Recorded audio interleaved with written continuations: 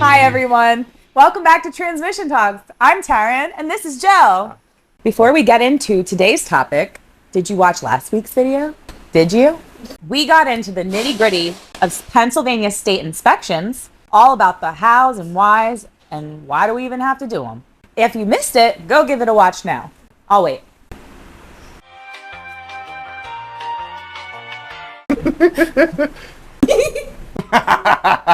Today, we're shifting gears to talk about the preventative maintenance you need in your transmission. I'll be asking Joe why these services are so important for your vehicle's health. So if this is your first time finding our channel, you may be asking, what even is a transmission? So the transmission couples to the engine to make sure that you can go through the gears and go faster and faster and faster. What is preventative maintenance on your transmission? So preventative maintenance would be just making sure the fluid is clean and full. You want to make sure you're doing that. I recommend every 30,000. That's just me being extra about it because I just want it to be as clean as possible. Most recommended service intervals are like 60, 70,000 miles. You should always check the service manuals. Sometimes the cars come with them. If not, you can always call here and we can tell you what it's supposed to be, and we can make sure that filters are clean, fluid is clean.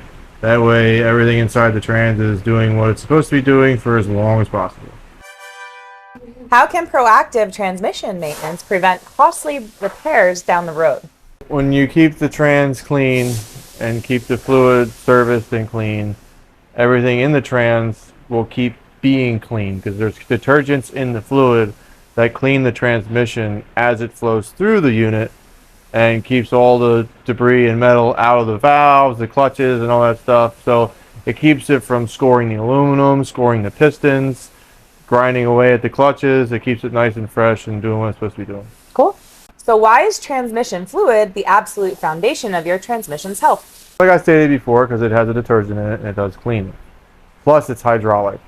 So if it can't have fluid, it won't move, it won't do anything. Because it needs that fluid to actuate the valves and bleed fluid where it needs to. So that keeps everything moving. No fluid, no movement. What are the risks of ignoring your transmission fluid and maintenance schedule? So as it cleans and the debris is floating and it's doing its job, the fluid gets thicker. It gets hot, it breaks down. So as that gets thicker, the valves can't move the way they're supposed to, and the clutches don't like to apply. Everything gets ugly fast. So if you don't do it, it's going to eventually burn, fail, or quit moving, or whatever. What are the key warning signs that preventative maintenance service is needed? So typically, every so often you want to check your fluid, right? Right. Rather you have to bring it to the shop, or you have a dipstick and you can pull the stick and check it, right? So transmission fluid is supposed to be a reddish color. Unless it's a CVT, then it should be a clearish color. So if you're checking your fluid and it's coming out a darkish, varnish color, regardless you're having signs of issues or not, if it's getting real dark, it's time to change it. It's time to make it better. What are some simple maintenance tasks I can do to protect my transmission? There's nothing. There's nothing. Simple. Bless you.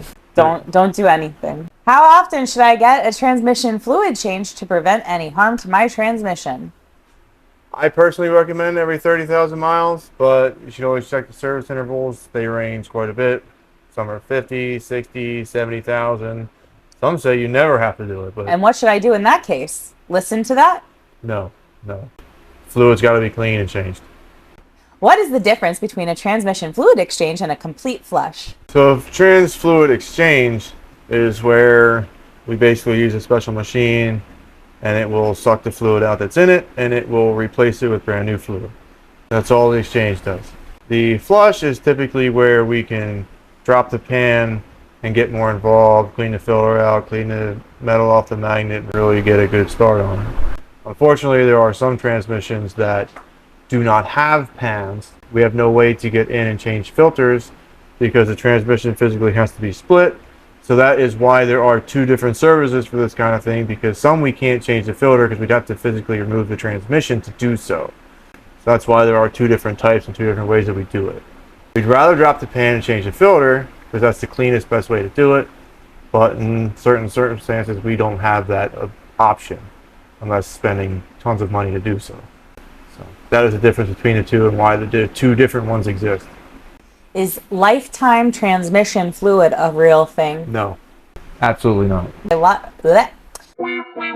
When should I rely on a professional for my transmission maintenance? I would get your transmission professionally maintained every time. Only because you put the wrong fluid in, the wrong filter, aftermarket, poor quality filter, you can burn up a $5,000 transmission in a heartbeat. When it comes to transmissions, your regular engine oil changes, that's something I definitely recommend that everybody should be able to do. When it comes to a transmission, it's very, very easy to hurt that thing if you don't do it right. So I do not recommend anybody do that kind of stuff. Stop touching them. What is the single most important thing I can do to extend my transmission's lifespan? Making sure you get it serviced regularly. At Myles, preferably. How can technicians like you and the rest of the team at Myles help me extend the life of my transmission? By making sure that we get to service it regularly, and we have additives and services through Valvoline that we provide as well that make sure it's conditioned, and we can help provide extra warranty through those services and help you in the end if you do have failures and stuff like that. So getting it done regularly by professionals does have huge advantages. And that's all the time we have for today. We hope that we've helped you see why preventative maintenance for your transmission is so important. Thanks for watching. Please make sure you like and subscribe and follow for future videos of maintenance or transmission. We'll be back next week and we'll be talking about upgrading your ride. We'll be discussing when it may be time to consider new wheels and tires, and we'll be breaking down our very own tire protection plan. We'll see you next time on Transmission Talks.